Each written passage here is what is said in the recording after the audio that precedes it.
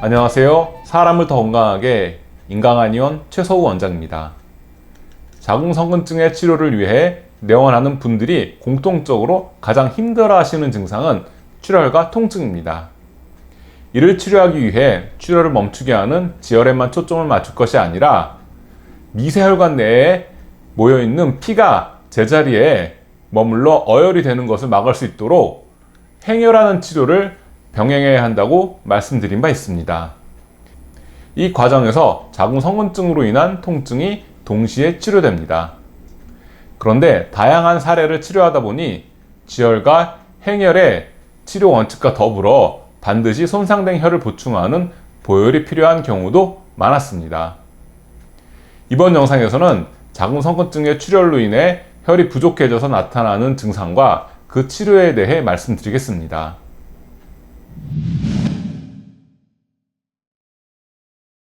자궁성근증에서 나타나는 출혈은 대량 출혈에 이어 지속적으로 소량의 출혈이 멈추지 않고 계속 새어나오는 양상으로 이어집니다. 이렇게 출혈량이 많다 보니 실혈로 인한 다양한 증상이 나타납니다. 보통 출혈량이 많지 않거나 연령이 높지 않으면 지혈과 행혈의 치료로 혈이 손상만 멈추어도 인체의 조율 기능이 작동해서 혈이 부족한 증상이 저절로 소실됩니다.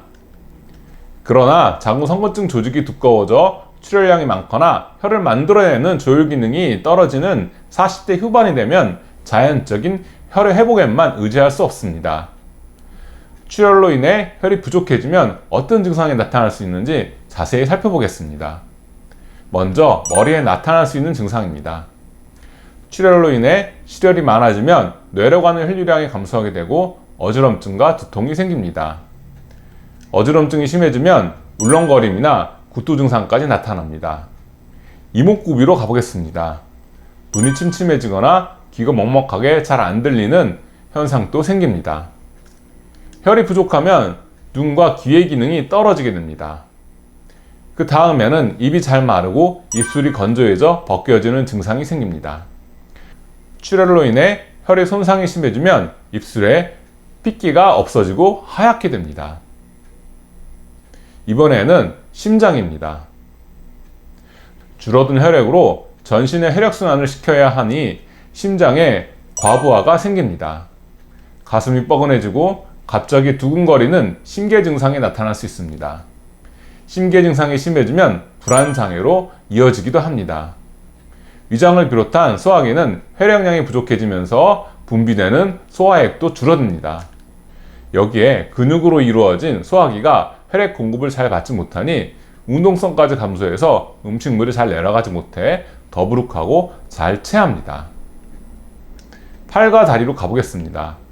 혈액량이 줄어들고 혈액순환이 원활하지 않으면 손발이 저리고 차가워집니다. 다리 쪽에는 근육이 갑자기 경직되어 쥐가 나는 증상이 자주 발생합니다. 혈이 부족해지면 팔과 다리의 관절도 뻣뻣해지다가 통증까지 발생합니다.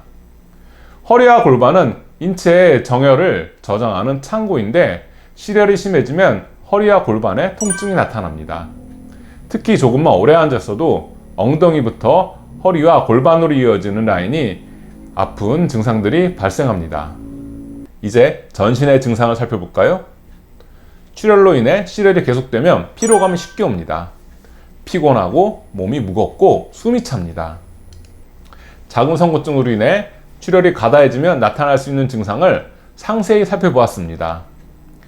실혈에 의해 이러한 증상들이 나타난다면 우선적으로 치료해야 하는 급증에 속합니다. 따라서 우선 출혈을 멈추는 지혈 치료와 더불어 행혈 보혈하는 치료를 병행합니다. 지혈하는 처방과 보혈하는 처방을 번갈아 복용하는 방식으로 처방을 씁니다. 보혈과 행혈이 동시에 이루어지므로 보충되는 혈이 필요한 곳으로 바로 공급되면서 혈이 부족해서 나타나는 급증이 개선되고 자궁성근증의 조직의 우열 또한 함께 해결됩니다. 자궁성근증 때문에 갑작스러운 대량 출혈과 이로 인해 전신에 쇠약 증상이 일어나면 몸과 마음이 약해질 수밖에 없습니다. 이 때문에 올바른 치료 방향을 잡지 못하고 성급하게 자궁 적출 수술을 결정할 수도 있습니다. 수술보다는 우선 한방치료를 먼저 고려해 보시기 바랍니다. 지금까지 시청해 주셔서 감사합니다.